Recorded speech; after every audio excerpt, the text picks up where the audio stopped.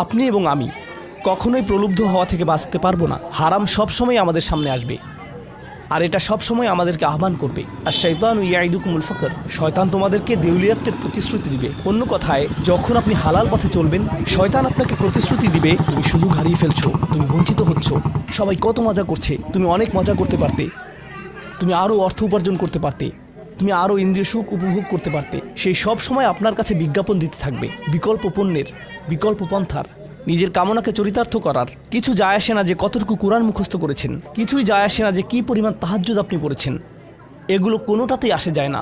শয়তান থামবে না। দিন শেষে আপনি তো একজন মানুষই, দিন শেষে কামনা বাসনাগুলো আপনার মাঝে থাকবে, আর শয়তান থামবে না, সে আপনার পেছনে লেগেই থাকবে। শয়তানের একটা কৌশল আল্লাহ বর্ণনা করেছেন, তার মনস্তাত্ত্বিক কৌশলটি হলো যায়্যানা লাহুমুশ শাইতানু আমালাহুম। শয়তান তাদের কাজগুলোকে তাদের কাছে আকর্ষণীয় করে দেয়। শয়তান